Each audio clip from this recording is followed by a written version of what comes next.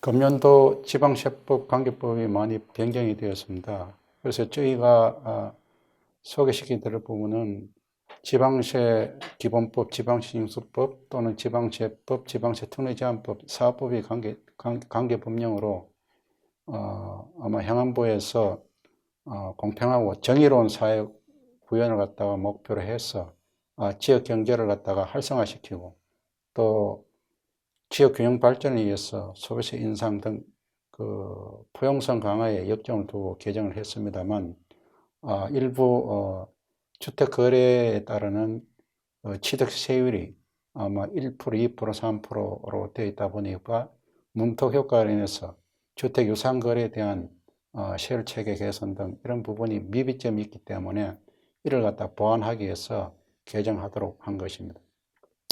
따라서 주요 그 지방세 관계법의 개정 내용을 갖다가 보면은 궁극적인 목표는 미래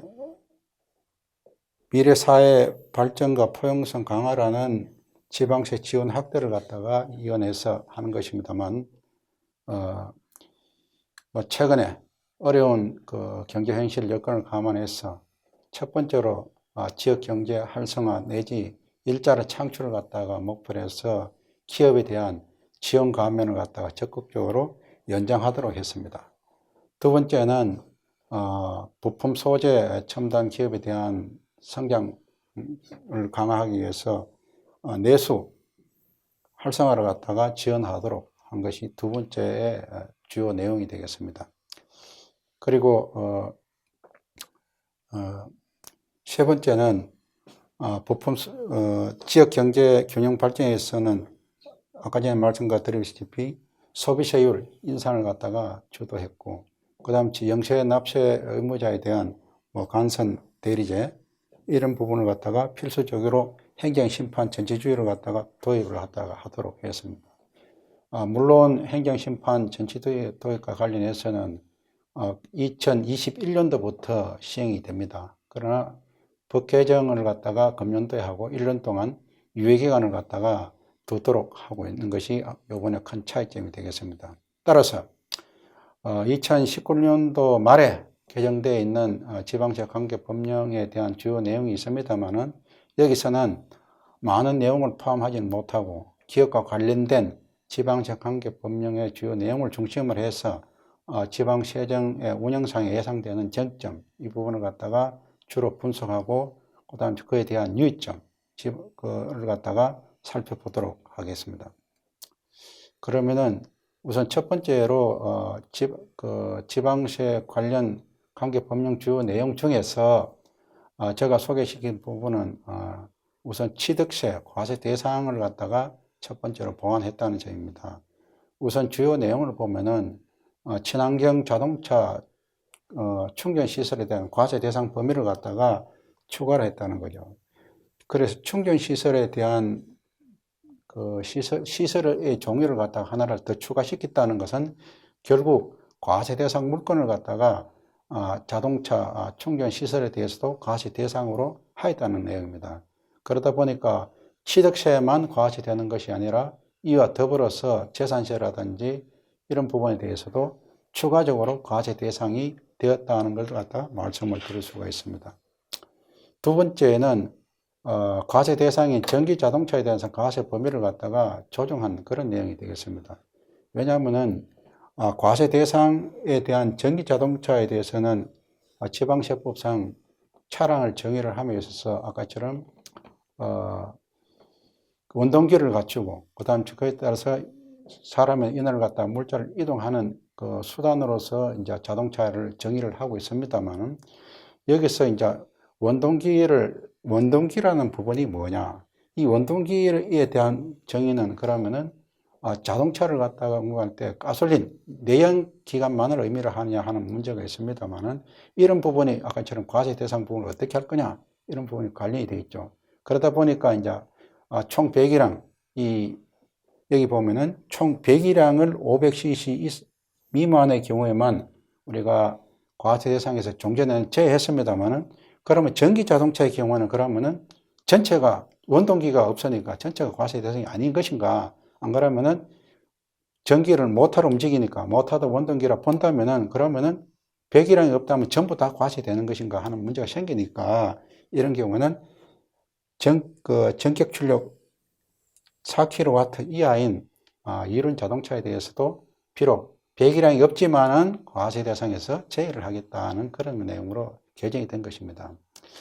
그렇다면은 이것처럼 이륜 전기 자동차에 대한 과세 범위라든지 이런 것 같은 세율 적용에 대한 부분이 있으니까 지금 이 부분이 어떻게 할 거냐 하는 부분이 생기죠. 그래서 배기량이 없는 이륜 자동차의 취득 등에 대한 세율 과세 혼란이 있기 때문에 이걸 갖다가 배기량을 기준으로 해서 125cc 같으면은 여기 전격 출력 12W거든요. 12W. 그래서 12W 부분에 대해서 취득세라든지 등록명세를 갖다가 과세할 때에 과세 기준으로 삼도록 하자. 그러다 보니까 이제 4kW 이하는 비과세.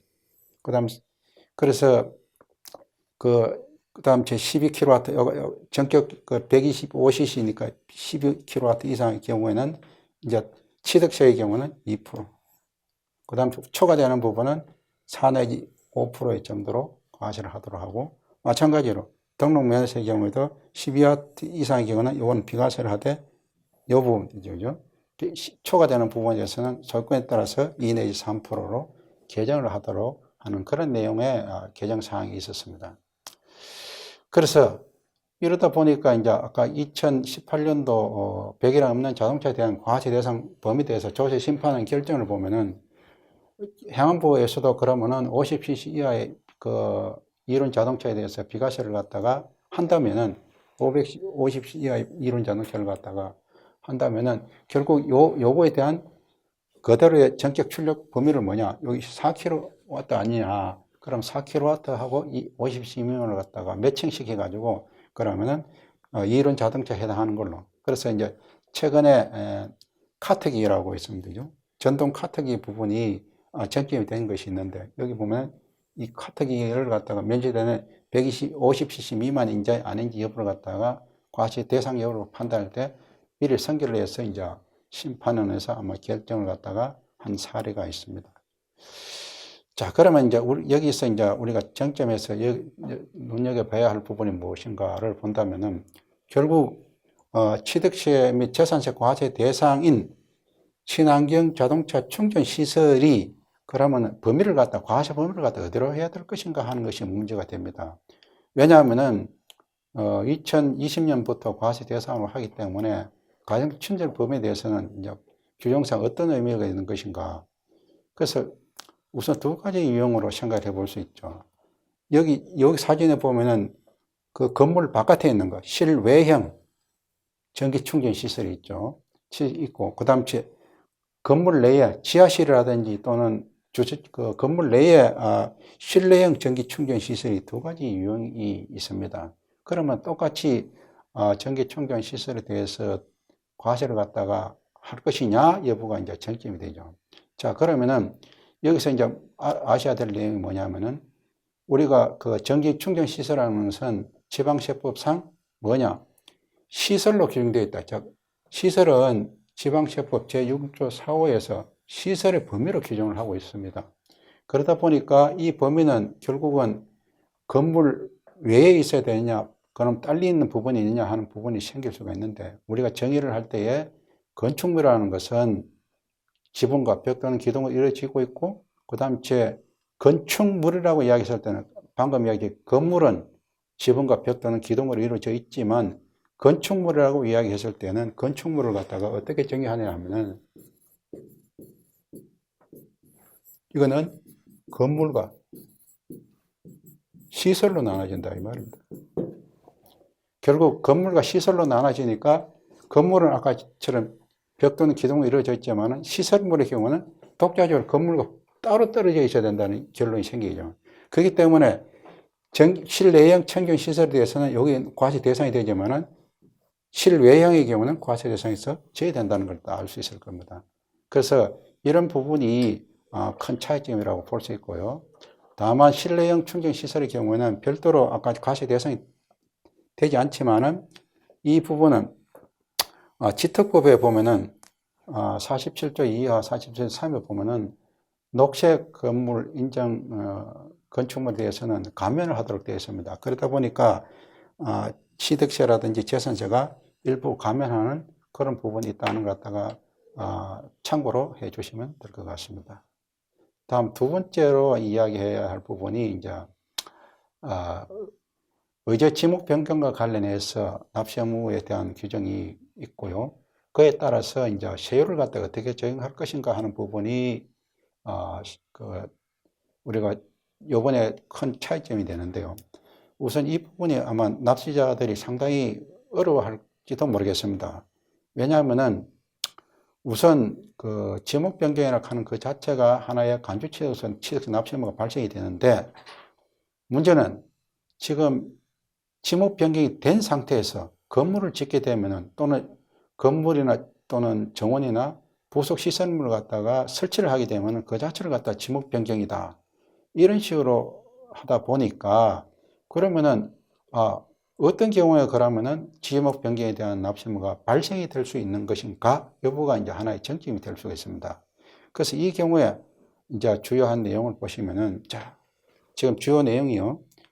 종전에는 그 토지 계획 및 이용에 관한 법령 등 관계 법령에 따른 택지공사가 준공된 토지라고 되어 있습니다. 그럼 택지공사가 준공된 토지이어야 되는 것이 첫 번째 쟁점이죠. 두 번째는 그의 지목을, 여기 준공이 됐으면 이미 대지로 되어 있는 거 아닙니까? 대지로 되어 있다는 거죠. 대지로 되어 있는 상태에서 건축물과 그 건축물에 접된 정원이나 부속 시설물의 부지를 갖다가 설치를 했다. 그럼 사실상 변경하면서 그 가액이 증가된 경우에는 취득으로 본다라고 지목 변경을 의지를 하고 있습니다. 자, 그러면은 이때에도 그러면 대지에서 지목 변경이 없지만은 건물을 갖다가 설치하거나 정원이나 부속 시설물을 갖다 설치하게 되면은 그 자체가 대지로서 지목 변경이 되는 걸로 본다는 것이 2019년도 말까지의 규정이었습니다. 그런데 이번에 이제 바뀐 내용을 보면은 좋다. 그러면은 관계 법령된 준공된 토지는 똑같이 맞죠. 준공 토지에 정원이나 그다음 제 부속 시설물을 설치하는 경우에는 그 정원이나 부속 시설물 등을 갖다가 토지에 포함되는 걸로 봐서 사실상 변경을 보는데, 이때에 토지 소유자가 취득한 것으로 본다라고 의지하였습니다. 그러면은 정원이라든지 부속 시설물을 갖다가 설치를 하게 되면 이거는 토지에 대한 지목 변경이다라고 이래 보는 거죠.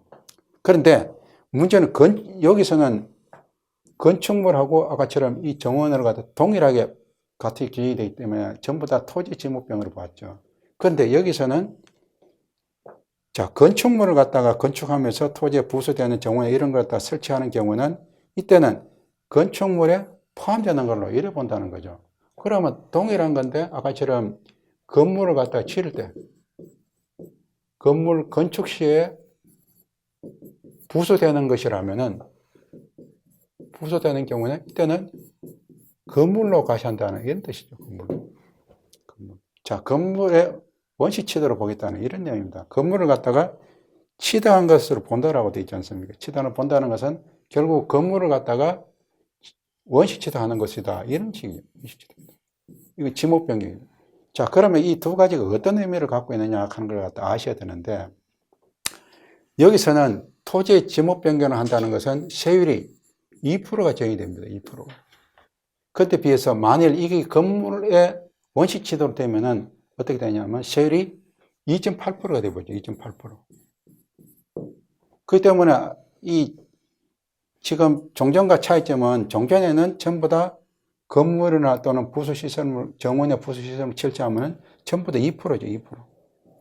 2%. 지금은 2.8%를 갖다 적용한다 하는 것이 납세의무자 측면에서는 세부담이 증가될 수가 있는 부분이 될 것이라고 했습니다. 그래서 이 부분이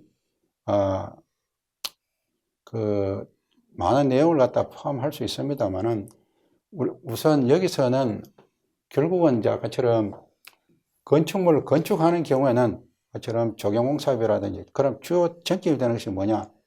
여기는 조경공사입니다. 그 다음 지목변경과 관련된 비용은 여기는 조경공사뿐만 아니라 도로 포장공사라는 것이에요.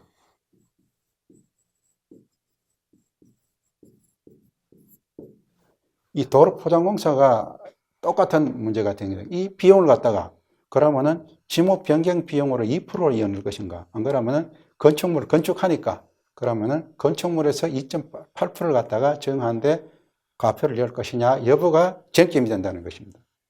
그러다 보니까 그러면 어떻게 지금 이 현행 규정으로서는 건물을 지을 때는 건축물 과표로서 이제 포함시키고 그럼 건축물 과표를 포함시킨 이상 세부담은 2.8%가 된다는 그런 내용이 되겠죠. 그래서 그런데 문제는 자 그럼 언제까지 그걸 적용할 것이냐 하는 규정이 이어서는 없다는 것이 약간의 하나의 흠이라고 할 수 명확한 규정이 없죠.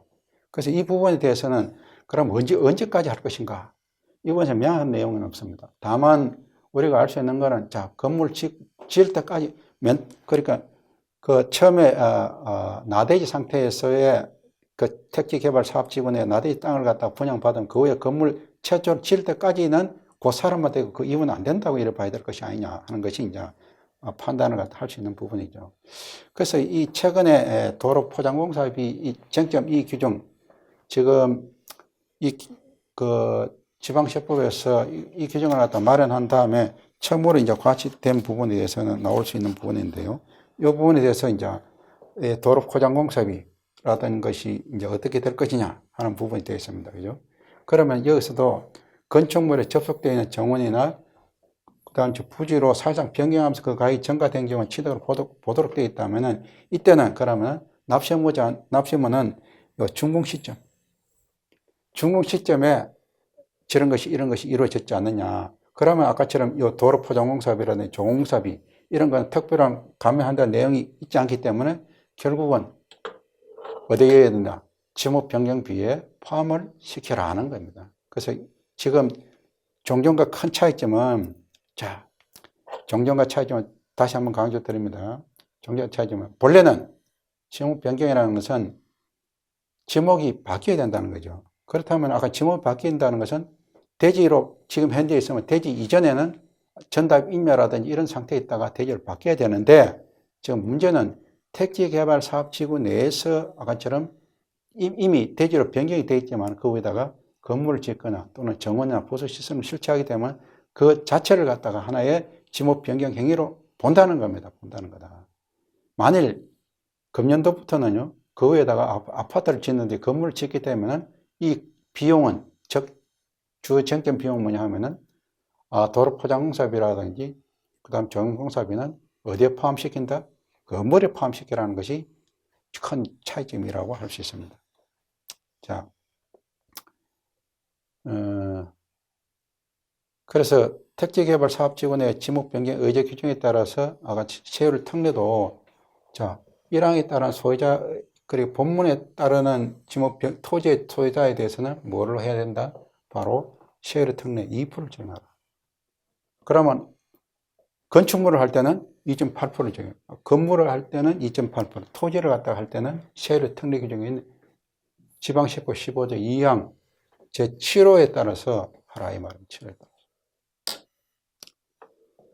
자, 그런데 여기서도 이제 아까 제가 몇 가지 쟁점을 갖다가 말씀을 드렸습니다만은, 자, 현재 이 부분이 하도 쟁점이 되는 부분이 뭐냐 하면은, 조성하는 경우에 어제 지목 변경인데, 건축물을 보는 경우에는 아까처럼 지역적 범위라든지 적용 기간이 언제로 적용이 될 것인가에 대해서 한번 봐야 될 거다. 언제까지 적용이 될 것인가? 또는 지역적 범위는 어디까냐?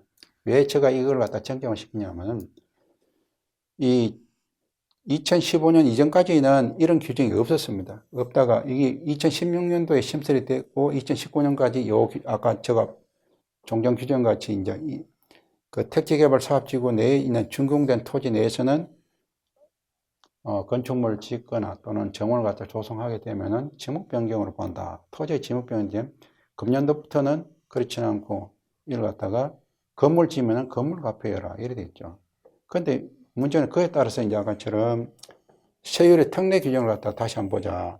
세율 특례 규정을 보면은 아까처럼 2016년도 이전, 2010년 개정됐죠. 이전에는 아까처럼 그 사항에 따른 선박이나 차량 등 토지의 가액의 증가라고 이래 돼 있을 겁니다. 그럼 토지의 가액의 증가에서는 지목 변경이 이루어져야만 되는데 지금 2010년도의 경우는 요 규정이 없다는 거죠. 그러다 보니 2017년도에 이제 아까처럼 10사항이 신설돼요. 지금 뭡니까? 우리는 10사항을 이야기하지 않습니까? 10사항. 10사항에는 아까처럼 이 규정, 2017년도에 세율이 들어왔다는 거죠.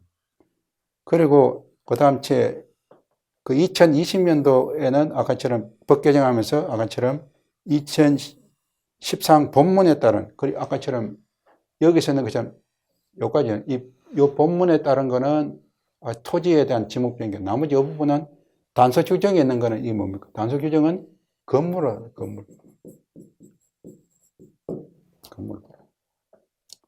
자, 그 차이점이 있기 때문에 아처럼 저희가 그 관련 규정을 갖다가 소개시켜 드립니다. 그래서 그 어제 지목 변경에 대한 지역적 범위는 결국은 아처럼 그 토지 국토의 계획 및 이용에 관한 법률, 국토계획 이용에 관한 법률 67조에 따른 대지 중에서 아처럼 택지공사가 준공된 지역을 갖다가 요 지역에 소재하는 경우에 한해서 이 부분이 적용이 된다는 거고. 그 다음 지목 변경 시에는 2%지만은 건물을 의지하는 경우는 2.8%가 된다. 이런 내용이죠. 자, 그 다음 이와 같은 쟁점 내에서 그러면은 쟁점 부분에 대해서는 그 어떻게 납세 의무라든지 과세요건을 갖다 어떻게 성립할 것인가 여부를 갖다 봐야 되는데, 본래적 의미의 원시치대라는 것은 건축물이 준공이 돼야 되죠. 준공이 돼야 된다 하는 건데, 준공이 되지 않고 있다면은 그 자체가 납세 의무를 갖다가 그 의제를 갖다가 할 수 있는 것인가 하는 것이 이제 의문이 될 수 있죠. 그래서 지금 현재 이제 현행 규정상은 원시 치대하면서 본다라고 의제를 하고 있습니다만은 이 부분 2.8% 적용하지만은 의제 건축물이 없는데 어떻게 할 것이냐 하는 부분은 납세의무를 이행하기 어려운 점이 있지 않겠는가 이렇게 봐지고 있습니다. 두 번째는 조심판이나 대부분 판례에서도 그 조경공사비라든지 또는 그 도로 포장공사비 요 부분이 있는데, 그죠?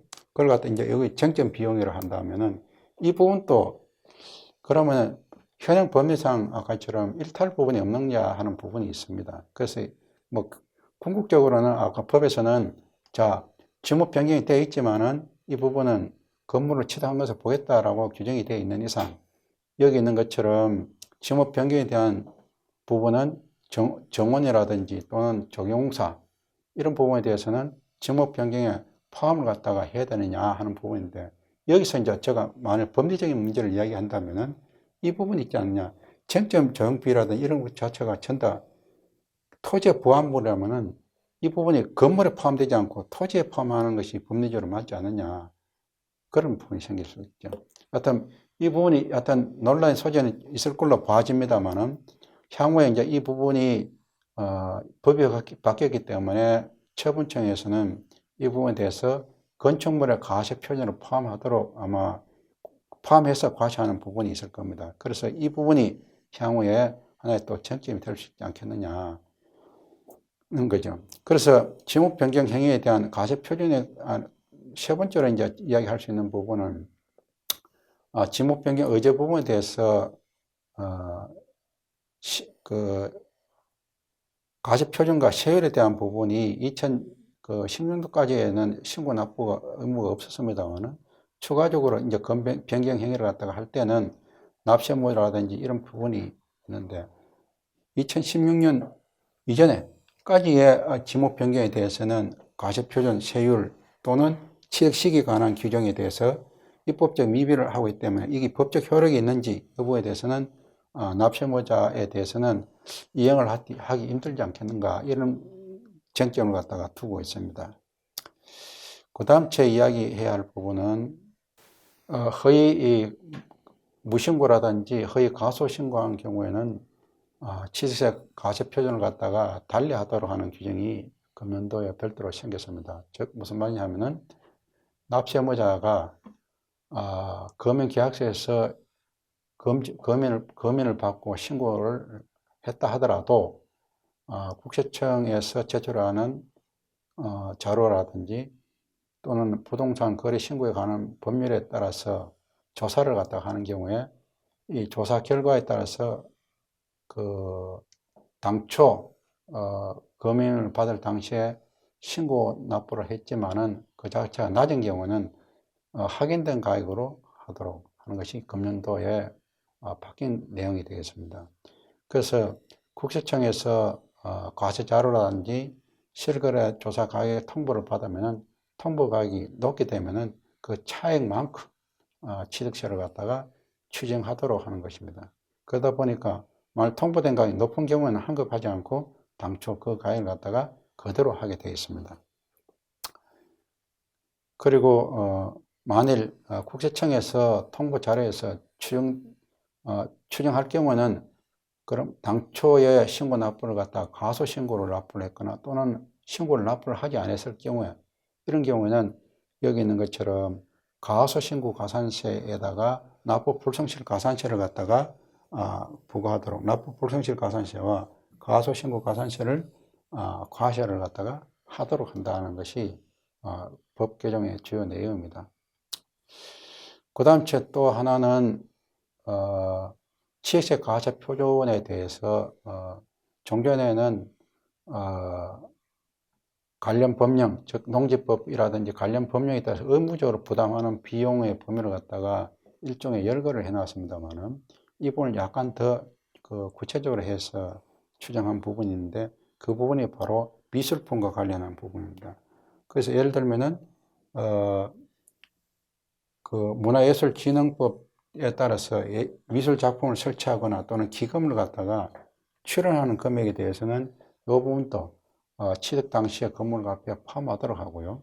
그 다음에 붙박이장이라든지 붙박이장 그리고 가구라든지 또는 가전제품이 건축물에 부착이 되거나 또는 일체를 갖다가 이루는 경우의 경우에는 이때는 가전제품이라 하더라도 건물 가격에다 포함해서 과세 표준으로 해야 된다는 것입니다.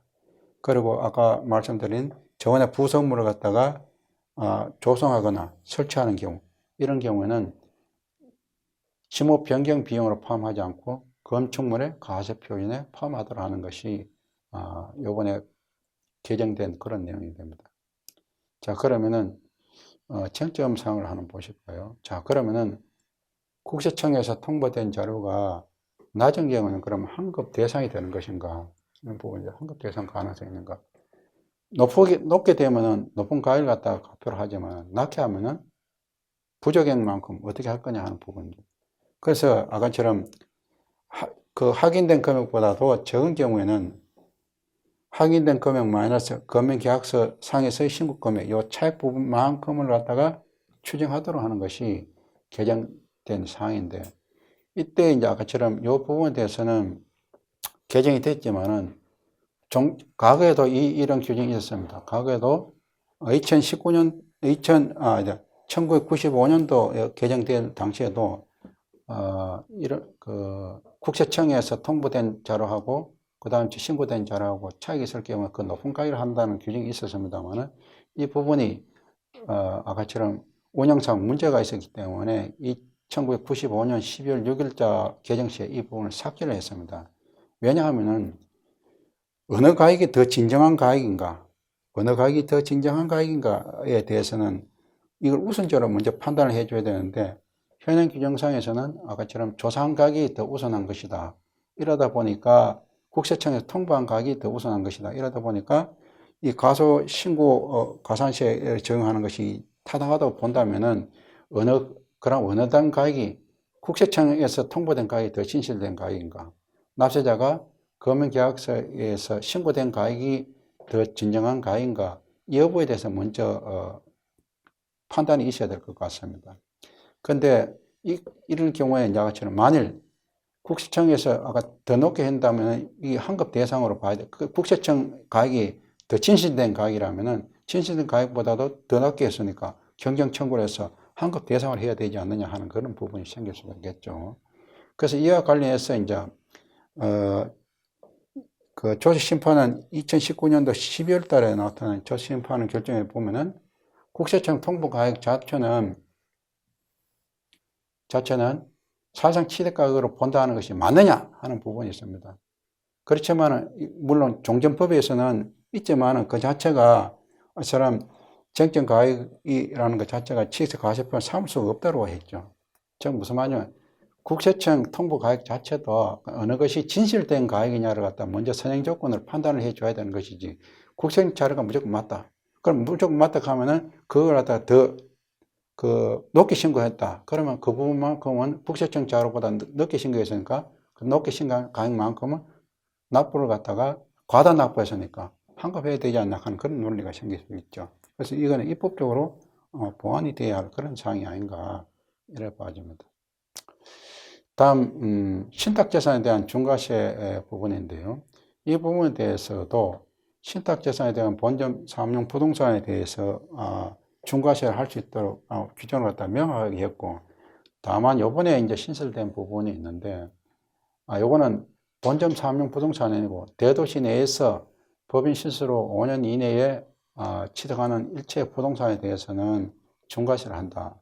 다만 신탁 재산이 되면 어떻게 할 거냐 하는 부분이 있죠. 그래서 이 부분이 이제 종전에는 그냥 부동산 그냥 아까 전 법인 설립 후 또는 지점 설치 후 5년 전, 5년 후에 설치하는 모든 부동산에 대해서는 중과세를 하겠다라고 되어 있습니다. 그러나 만일 이 부분을 갖다가 위탁자가 부동산을 취득한 후 신탁회사에다가 신탁재산을 갖다가 신탁을 하고 그 다음 신탁회사인 소유인 상태에서 지점을 설치하게 되면 어떻게 할 거냐? 지점 설치했다는 중과세를 할 수 있을 것인가? 문제가 되죠. 그래서 이 부분을 갖다가 이제 아까처럼 보완을 하기 위해서 여기 있는 것처럼 신탁재산을 갖다가 포함하도록 이제 개정이 됐죠.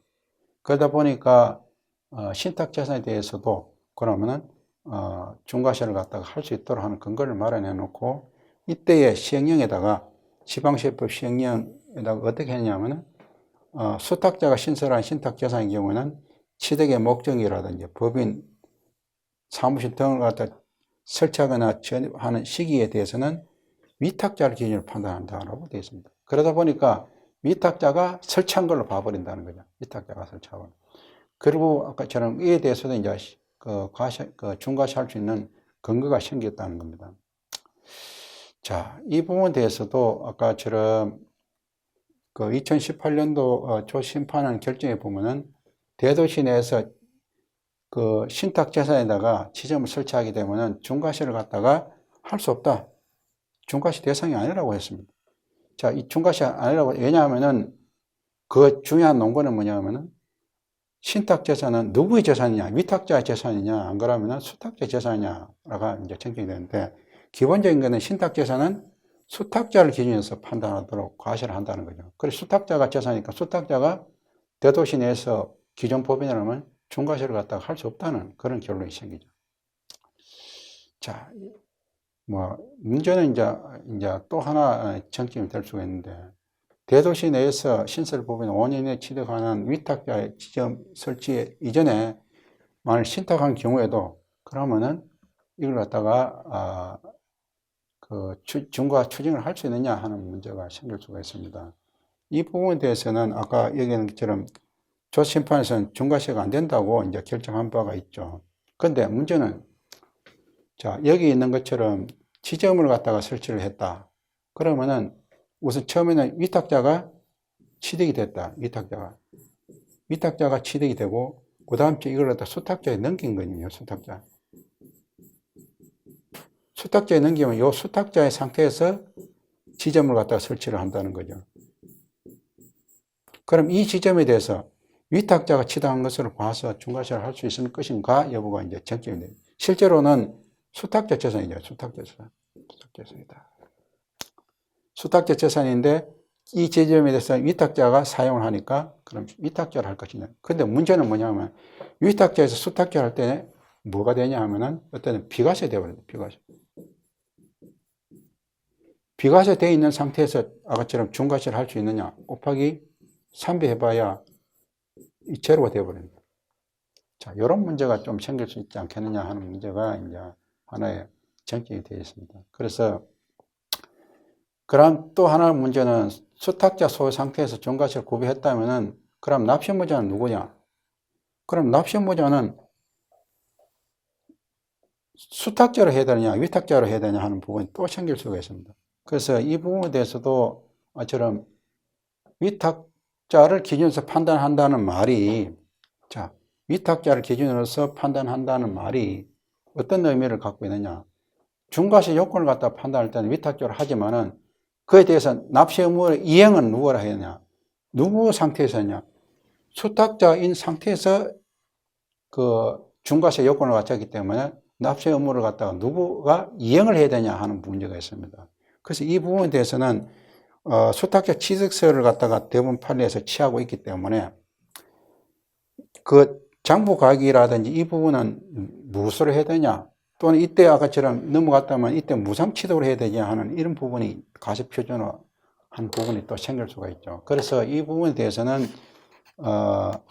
현행 그 대부분 판례에 의하면은 무상 취득이 되는 것이고, 그렇다면 수탁자가 납세 의무를 갖다가 신고 의무를 갖다가 져야 된다는 것이 이제 하나의 그 내용이 되겠습니다. 그 다음 소개시킬 부분은 주택에 대한 그 유상세율 체계가 바뀌었다는 거죠. 왜냐하면은 이것이 서두에도 제가 말씀을 드렸다시피 그 주택에 대한 취득세율이 6억 이하의 경우에는 1%, 6억에서 9억 사이에는 2%, 그 다음 9억을 초과하는 경우는 3%가 되어 있죠. 그래서 6억 이하는 아까처럼 1%, 그 다음 6억에서 9억 사이가 아까처럼 2% 여기 되어 있다. 9억 초과는 3%가 되면 되죠. 3%다. 자, 그런데 이것이 이제 문제가 되는 것이 그 세율 체계를 갖다가 턱걸이 하는 그런 효과, 문턱 효과가 발생이 된다는 거죠. 그러다 보니까 문턱 효과가 발생이 되니까 이런 부분이, 그 현행 규정은 아까처럼 1%에서 아까처럼 2%가 바로 2배 되어버리지 않습니까? 그죠? 3% 되면 바로 3배 되어버리니까, 그러면 6억에서 9억 사이에 취득하는 사람이 아까처럼 높은 효과가 받으니까 아까처럼 이 부분에 대해서 2% 6억이 안 되도록 거래를 갖다 다운 계약서를 쓸 수가 있거나, 안 그러면 9억 이하인 경우는 9억이 안 되도록 다운 계약서를 갖다가 쓸 수 있겠죠.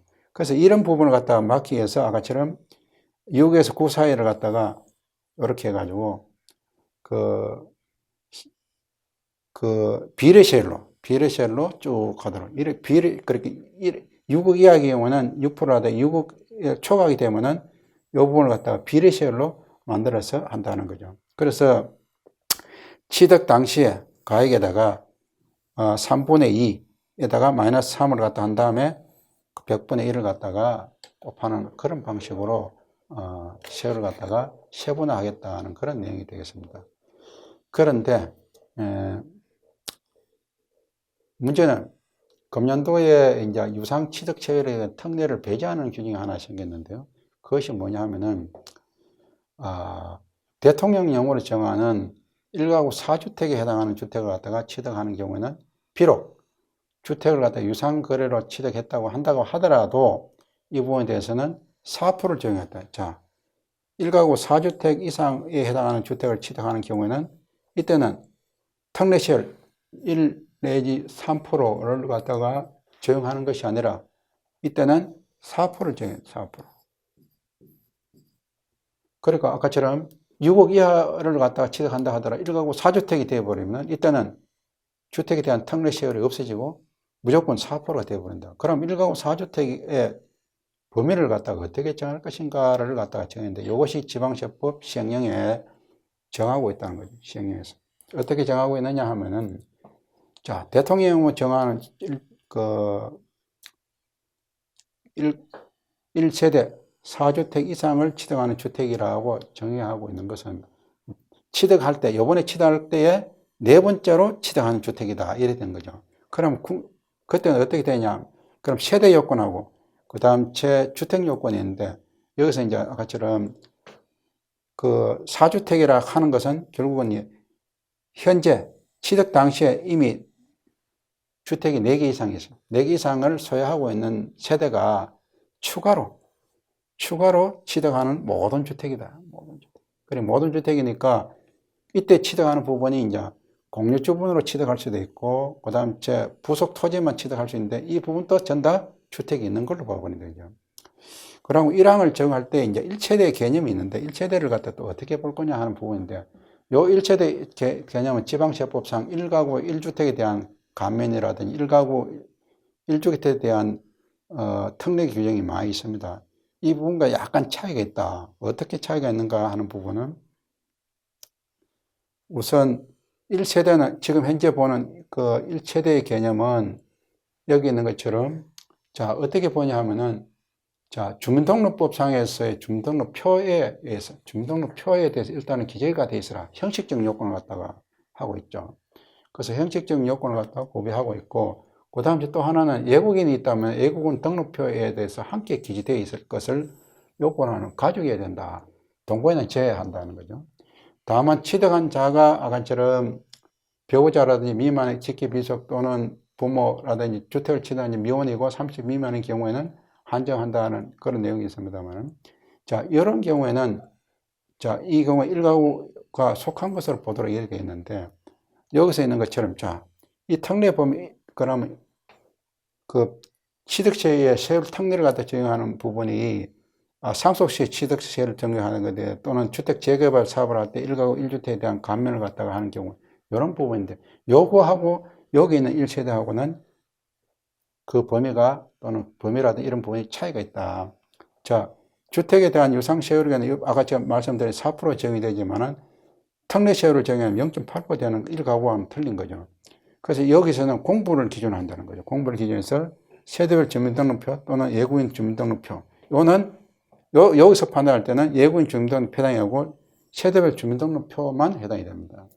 그리고 가족의 경우도 공부상 등재된 가족이면 되기 때문에 둘 다 이건 동일하죠. 그 다음 동일 세대는 배우자, 20세 미만의 직계 비속이라는 부모인데, 여기서는 배우자하고 30세 미만의 직계 비속만 해당이 되는 거죠. 그리고 만약 수인이 취득했다 하면 공유로 취득한 걸로 봐버리는데, 그렇게 공유로 취득한다 하더라도 주택을 하나씩 전다 취득한 걸로 봐버리죠.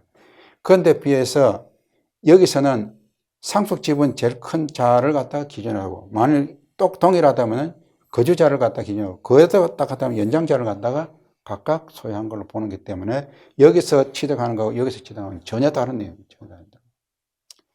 그리고 어떤 공유 지분이 있다 하면 각각 소유하고 있는 것이고, 공유 지분이 또 각각 소유하는데 단 고급주택은 제외하도록 되어 있고요. 그 다음 미혼인 경우에는 미혼이고 30 미만인 경우를 갖다가 취득의 주체로 하는 것이 아니냐. 왜?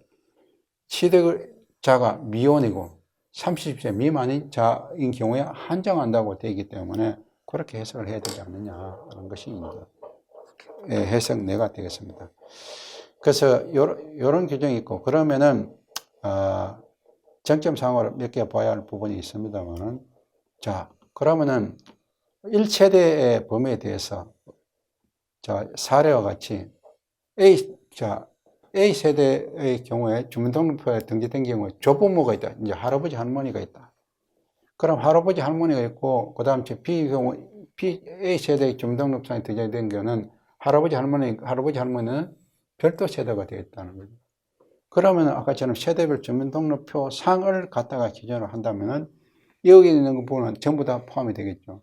그리고 여기 있는 상태에서 이제 사실상 가족하고 차이가 있는 부분이 있다는 거죠. 그럼 실제로는 같이 거주하면 딴 데 돼 있다. 그럼 어떻게 할 거냐 하는 그런 문제죠. 그래서 현행 1세대에 대한 범위는 반드시 공부를 기준한다.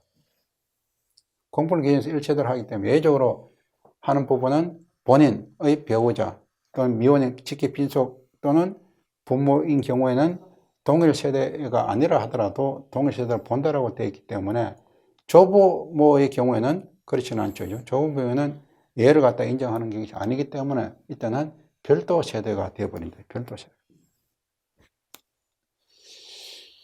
그래서 그 최근 그 심판원의 그 1가구 1주택을 판단할 때에 1가구의 동거인의 범위에 대해서도 이제 판례한 것이 있는데요.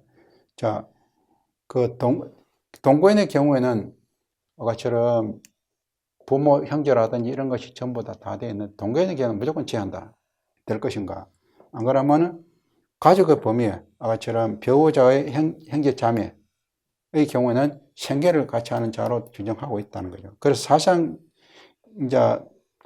가족의 범위에 동거인으로 등기된 경우에는 가족으로 봐야 하느냐 여부가 정점이 되겠죠. 그래서 청구인의 경우 같이 이제 청구인의 매제라든지 그 가족이 구성되어 있는 가구와 동일한 가구로 보는 것은 안 된다는 거죠. 그래서 그런 내용이 있고, 만일 이것이 이제 1가구 4주택이니까 법인의 경우는 그럼 어떻게 할 거냐? 법인의 경우는 가구 자체가 없지 않느냐? 임원용 사택이라든지 이런 것이 이제 법인이 그 삼동에 이제 임원 사업을 갖고 있다. 이런 소양돼서 추가로 주택을 더 취득했다. 그러면 유상취득 자체가 배제가 되느냐 하는 문제가 생기죠. 그래서 그런 경우는 법인의 경우는 궁극적으로 주민등록표라는 것 자체가 없지 않느냐, 없지 않느냐. 없다면은 그러면은 지금 현재 이제 최대가 없는 이상은 유상성내채의 세율특례를 갖다가 받을 수가 있다는 거죠. 그래서 4%가 적용이 되는 것이 아니라 주택의 취득 가액에 따라서 6억 이하 같으면 1%, 그 다음 채 6억에서 9억 같으면 2%, 그 다음 9억을 초과하게 되면 3%, 이런 식으로 받을 수가 있지 않냐 하는 것이 이제 하나의 쟁점으로 볼 수가 있는 것입니다. 추가적으로 말씀드릴 것은 강의 시간 관계상 그 개정사항이 많이 있습니다만은 시험에서 1시간으로 축하하게 해서 설명을 드리다 보니까 나머지 부분은 설명을 못하게 되었습니다.